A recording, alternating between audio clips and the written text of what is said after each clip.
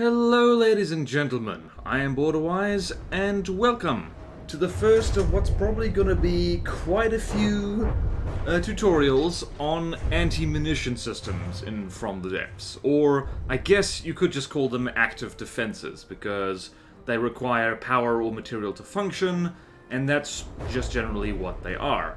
So what we're looking at right here is one of my favorite ships, the Twin Head, cunningly camouflaged as a dairy cow, being shot at by one of the most annoying missile-armed craft in the game, which is the Hornet's Nest.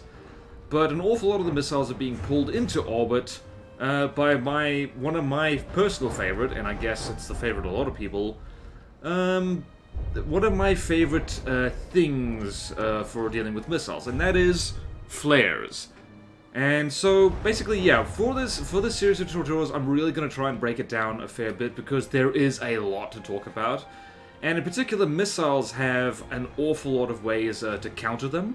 And so for now, we're talking specifically about what I call flares, which, for the sake of convenience, I am defining as a missile that is launched that has on it components that distract and pull away other missiles. So this thing is being launched into the sky, and it's pulling, in particular, radar-guided missiles up with it, and they're getting pulled way and far away, which means that the Twin Head here, which is on God mode, by the way, for those of you who were worried, is being, well, at least half of the missiles being fired are, you know, being pulled off into another dimension, and that's very useful. So the key to flares is what exactly you're putting on them. So just to quickly go over what components these are, the main distracting things for flares are the radar target simulator, found in the utility section, the sticky flare, which is also found in the utility section, and if I go down here and find this thing, the sonar target simulator, which is also over here in the utility section. So respectively, these things distract radar-guided missiles, infrared-guided missiles, and sonar-guided missiles, or more specifically sonar-guided torpedoes. And those are the only things that you can really use flares to distract with. Other forms of missile guidance are not phased by that at all, so we're talking laser-guided missiles and remote-guided missiles, and last but not least, lure-guided missiles. They're not distracted by those whatsoever. They have other counters for them, which we will probably discuss in future videos. And so, how do you decide what kind of flare to stick on your craft? Well, also, it depends on what's shooting at you. Generally speaking, airborne flares, so things that get flung up into the air and are meant to distract radar and IR missiles, generally have both, or if you have more than one flare being launched, you can kind of concentrate them. I tend to mix them up as much as possible, because that kind of seems to work better, and it means that no matter what, you've got some kind of distraction in the air. It is worth mentioning that sticky flares have a very limited lifespan, so they only last for a few seconds. So when the next one gets launched, we'll see that. So just slowing down time a little bit. Yeah, so once the light goes out, that's it. The flare is no longer working, or the sticky flare is no longer working. And that's kind of, well, it. The radar transmitters, they don't have a lifespan at all. So long as the missile is alive, they will work. So generally speaking, you know, you basically always want radar transmitters on these things, simply because they're a very good value for money. Like, that's why the radar-guided missiles on the Hornet's Nest are being pulled up into the air so dramatically. Also the fact that radar-guided missiles have a 180-degree, well, I guess detection arc to them, which means they can detect things that are behind them. Which means that if the missile has a strong enough transmission signal, they will get pulled towards it no matter what the direction is. IR-guided missiles only have about a 60-degree, I believe it is a 60-degree arc to them. Let's just confirm that. So, infrared seeker. No, it's a 120-degree forward-facing arc, as opposed to this, which is just, you know, complete 360. And there's also the single-pixel IR seeker, which has a very narrow detection angle, which on the one hand means you might miss the target, but it also, you can't use signal processors with it, and also it means that, conveniently, if you fire it at the right angle, it's not even going to see flares that get launched, particularly if they get launched like this one up in the air. So speaking of transmission, so, in order to figure out just what kind of decoys, or flares rather, decoys are another thing, using consistent terminology is important for this. In order to figure out what you should be using for your flares, and like what size of missile, and just how many components to put on it and stuff like that, you can actually check how big the radar or infrared or sonar signature of your craft is, which is very handy. So hit middle mouse click and you go to this eye symbol over here. Enable the viewing of detection lines. This shows the accuracy of targeting between each vehicle. So right here, we're currently looking at the infrared detection range of the vehicle. So this fella right here currently has quite a low detection rate for IR. Because, well, the engine, it isn't actually moving, so to speak. So here, you see the detection is... Well, this detection is always kind of hard to see. Go here, let's see there. Cylinder temperatures. It's mainly engine and stuff like this. They're all, like, quite low temperatures. So I see 7 degrees there, 20, 26...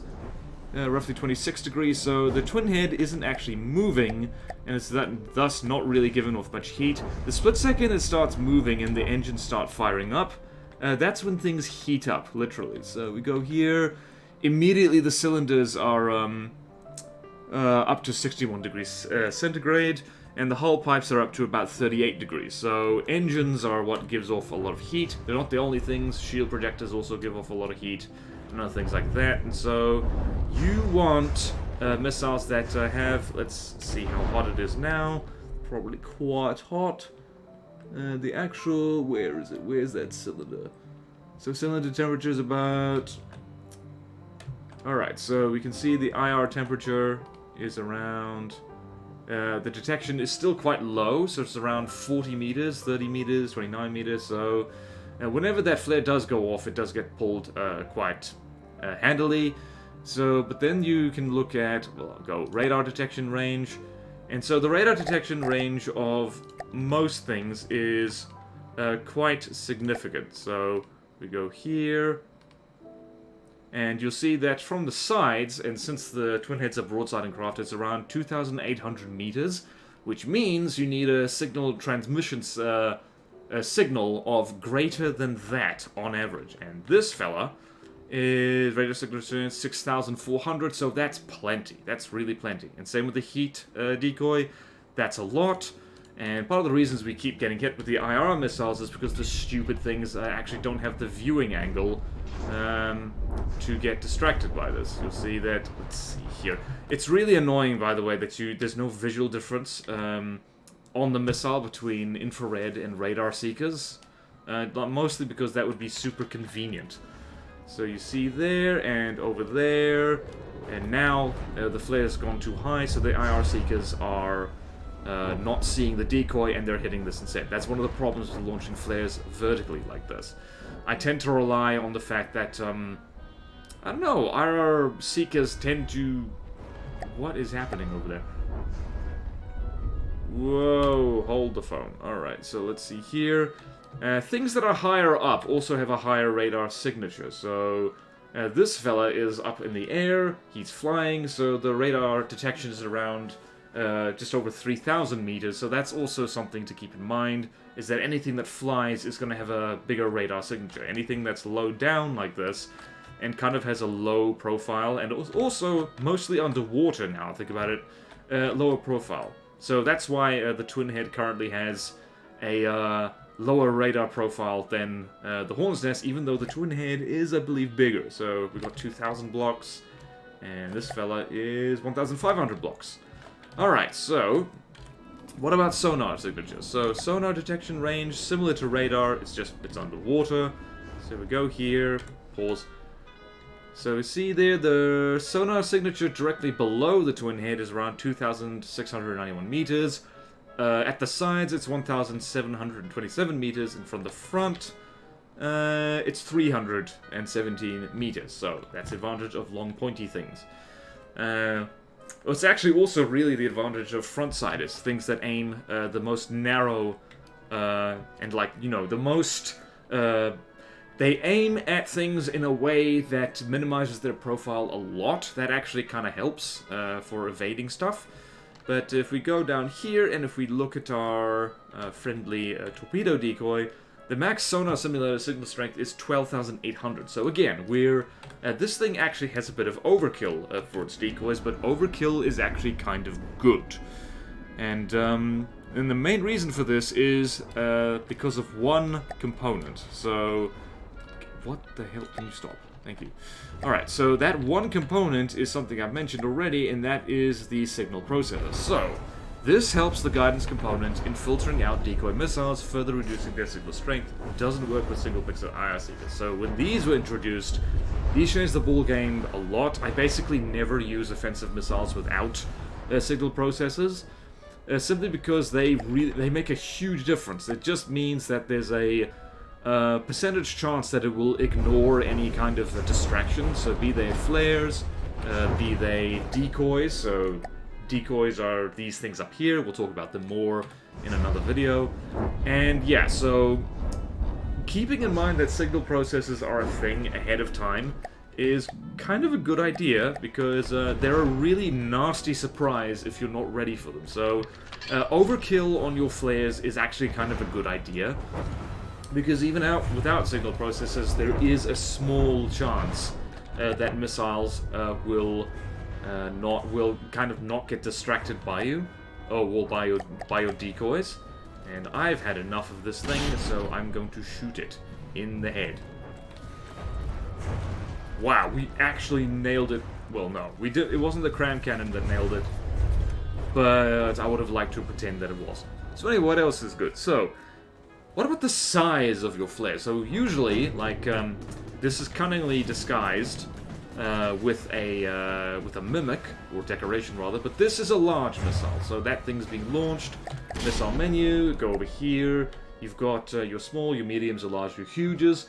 Generally speaking, depending on what size of craft you have, medium to large is what I tend to find myself using, because small missiles don't have enough signal strength. So let us just show you what I mean right there, while the Hornet's Nest just gets destroyed.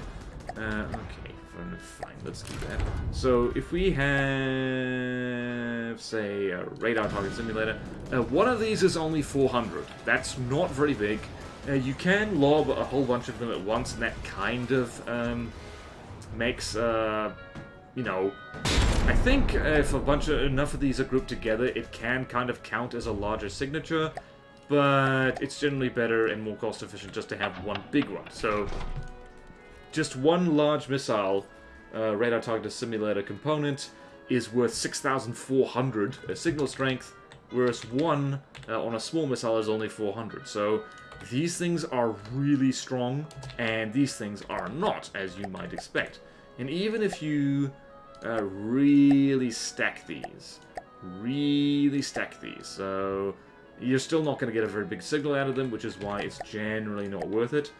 Medium missiles you actually start to get a kind of reasonable signal. So let's see, can we get this to 3,000?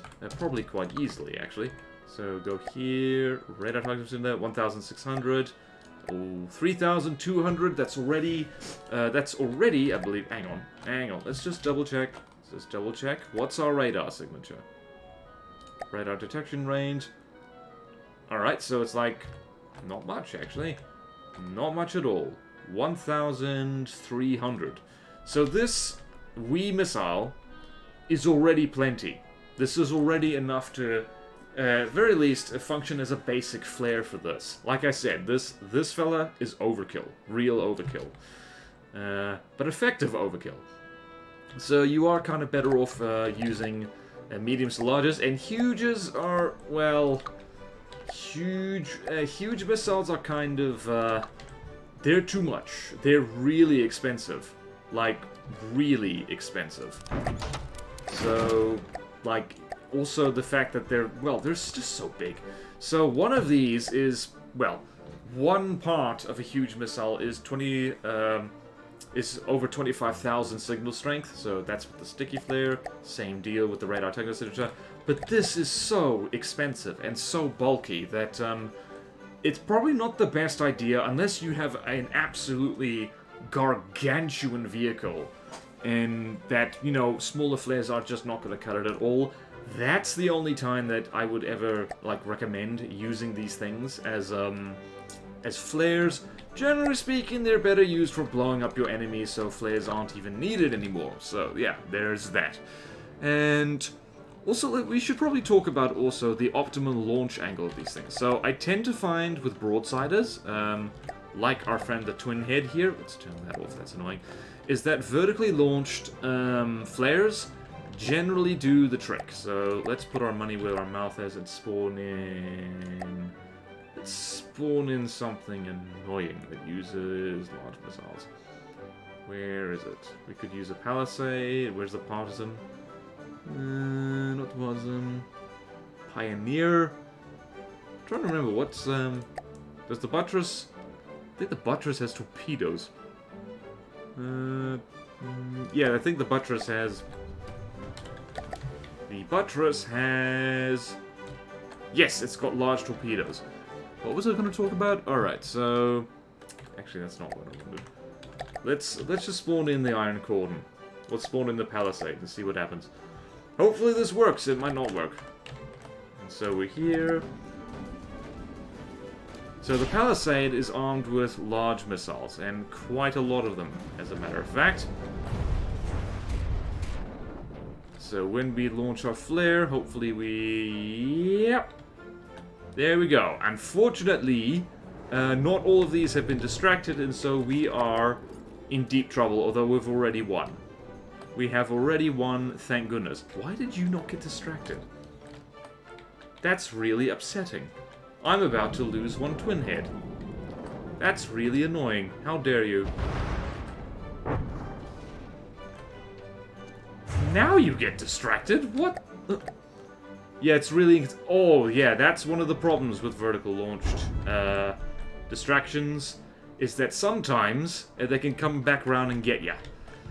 That's a bigger problem with another method of using flares. I'll get to that in a second.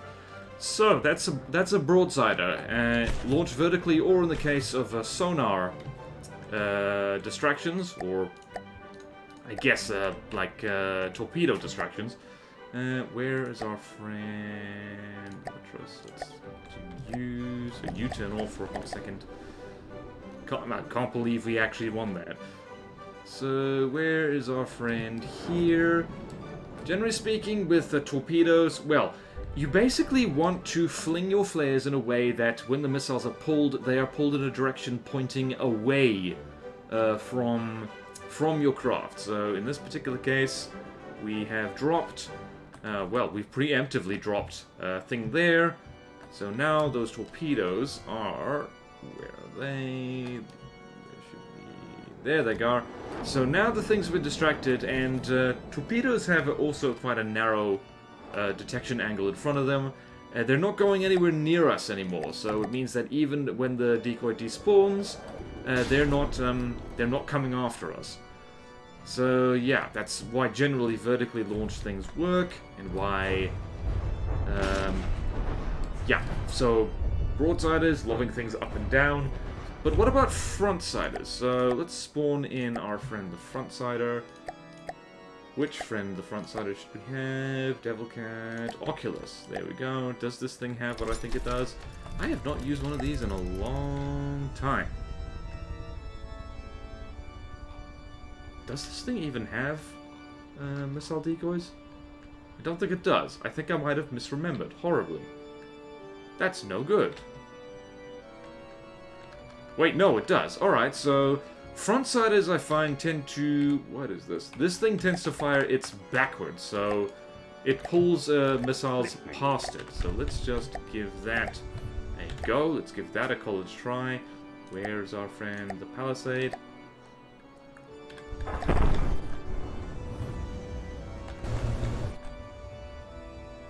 Wow, I forgot about the missile trails on these things. Hopefully this doesn't go horribly. Wait for it, wait for it, wait for it. Aha! It just drops them. Well, it kind of drops them like that. So now, these fellas have been pulled down there. And hopefully, yes! Yes, oh yes, oh yeah, okay. Yes, no, maybe so. Why the hell do you do that? Thank goodness for God mode. And that, once again, is the problem with, See, funny thing about missiles, slow missile... Man. Way to make me look like a fool on camera, Palisade. This is one of the disadvantages of using flares, is that slow missiles are actually kind of, a soft counter to them. It's because they're so slow, that, when they overshoot the flare, they're usually still somewhere in the same ballpark as your vehicle. So it's best... Common thing with munition defense is don't ever rely on just one. Also, I have a sneaking suspicion that the Palisade has signal processors on it, and that really annoys me. Because they're cool when you use them, they're not cool when anything else uses them. Like, at all. Also, you moving back into the freaking... What was that? Seriously uncool of you, Palisade, to make me look uncool like this. So anyway, usually launching them either backwards or forwards. I'm going to spawn in another thing that hopefully does a better job of showing that. Yep, so this is the canoe bolt, and it fires its flare forward. Let's see if it does a better job doing that. It also runs away to a very long range, which also helps. Oh, hello. You have not aged well, apparently.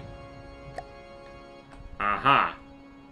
Yep, I'm just gonna quickly retire ya. Quickly retire ya. Where's my retired craft folder? There it is. We'll just pretend that never happened. We'll just pretend... Oh, wait, no, before we do that, let's see if this flare does anything. This flare is going to do absolutely diddly squat. What is with these missiles? Oh, apparently we're...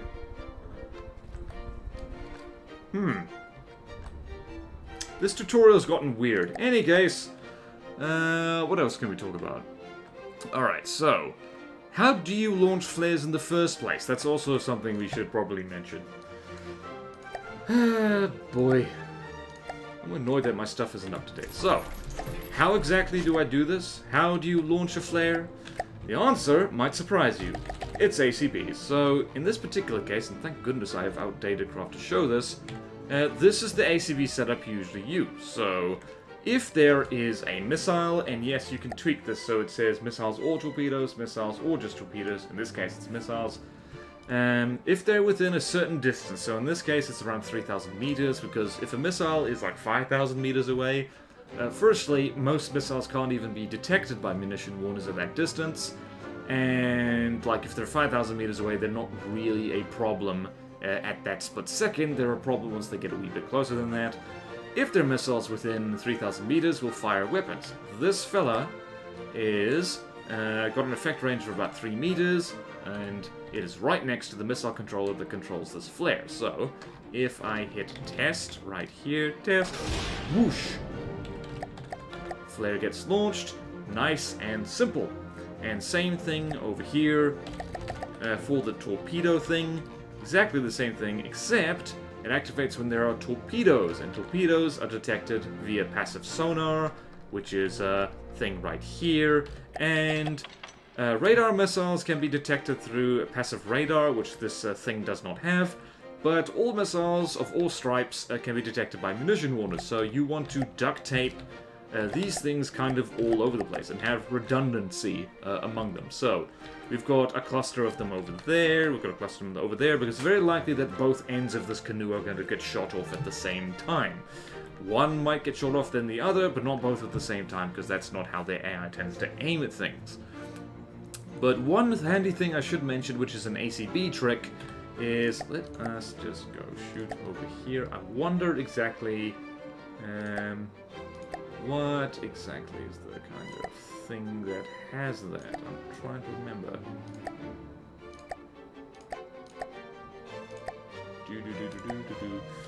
Ah yes, this fella, that doesn't have a name yet. Made this on stream once. Alright, so this guy, I believe, has flares. There are the flares. It has an interesting arrangement of large missile decoys, mostly radar. Yeah, in fact, they're entirely radar target simulators. I wonder why we didn't bother with the IR ones. Oh well. Past me probably had a plan of some kind. Anyway, why do I have electric engines? That's weird. Man, I'll do weird things on the stream. Oh look, moth. In any case, so where is the ACB for these? So the missile controller is over here. Where's the ACB? This does work though. It's down. Where is it down? It's down somewhere. I forgot where I put it. Wait. Nope, that's the steam control. Let's go over here instead. Okay, if there are missiles within 3,000 meters, we'll fire weapons. What's this ACB doing down here? This is the block naming mechanic. So this is exactly the same setup, except that this is rigged to only control blocks which have been named Interceptor. So, and this one, which fires interceptors to intercept cram shells, is Interceptor 2. So, go back up here and look at this thing over here. Where is it? There it is. It's over on the other side of the boot. So, if you hit Shift-N on a block, you can name it. You can give it a custom name for the ACBs to respond to, and this is very handy for setting up flare launching systems, simply because you can park the ACB a long way away, you can hide it safe in an AI compartment or somewhere, and incidentally you can use missile receivers and transmitters to do the same thing with the missile controller as well, which means you don't need to park it up where the flare is located. Very handy. So this thing is named Interceptor, so if I go down to that ACB, wherever the heck it is, it's over here. It's over here, so if I hit test... What the... Ah, it's also controlling the other things. These interceptors here. Same here. Whoosh. So yeah, that's just a handy way of keeping your ACBs, where am I? I'm over here. So yeah, that's just a handy way of keeping your ACBs in a spot that makes them harder to hit. Admittedly, the really expensive parts of the flare are the missile gantries, so it's not a compulsory thing to do, but it can still be kind of helpful. And there's one more thing to talk about when talking about missile flares, and that is the legendary distraction stick. What can we talk about with distraction sticks? So, I have made exactly one craft that uses them, and that is over in my bootleg White Flare craft folder. I used this in a campaign some time ago. So, what do we have here? What is the distraction stick about? So, what this is using harpoon cables to suspend flares above or have them trail behind a craft, and you can do this with well, radar transmitter flares or sonar transmitter flares, which are kind of pulled underneath the thing. And so the way you do this is the way you set up a harpoon. You get you get this kind of thing, and you stick just a missile winch on it, and you set power used by the winch.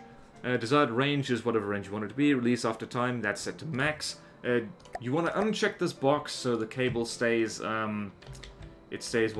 stays tight. and it's not firing, and that's really annoying.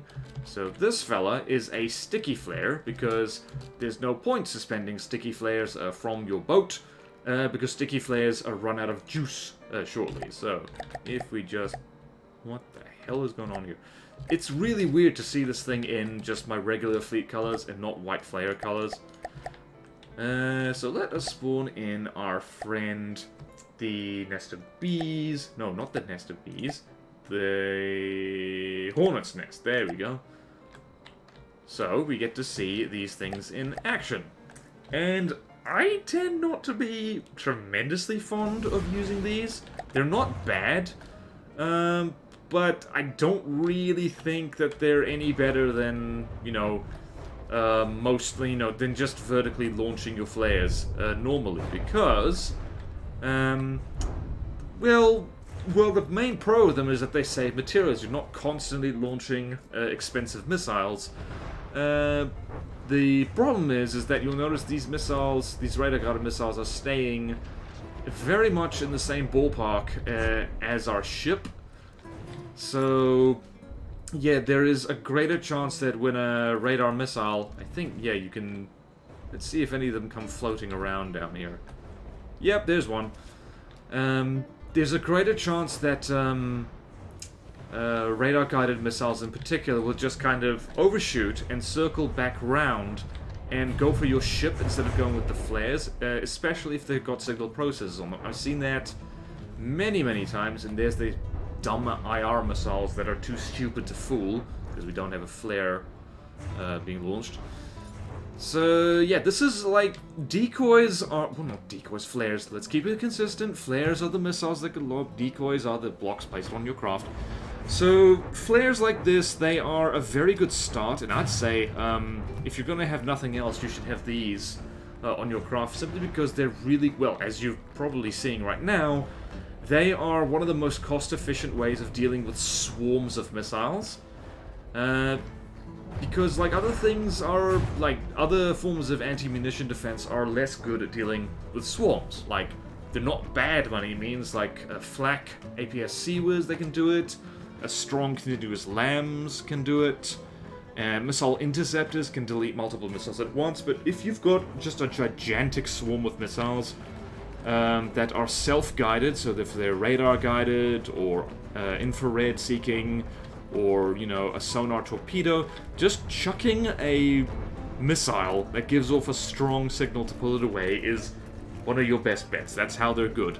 They are not so good at dealing with missiles which are slow, and they are definitely not good at dealing with missiles that have signal processors on them. So, that's basically the basics of flares. And yes, I know that in real life, flares are technically just, they're just technically the hot things. I forgot all about this gun. This gun's disappointing, but it's okay. Wow, we pitched that straight into the water like no one's business. But yeah, so that's basically flares. What am I, like... Yeah, that is everything. If I've missed something, let me know what it is. And if not, thank you all so much for watching. Please like, comment, subscribe if you want to see more videos like this. Support me on Patreon or YouTube membership if you like. It really helps. And there's fun perks in it for you. Thank you to all my current supporters, and I will see you next time in From the Depths, where we'll talk more about munition defense. I don't know which one's coming next. Like, I actually have no idea. I should probably talk about decoys next, since I kept mentioning them in this very video. Farewell!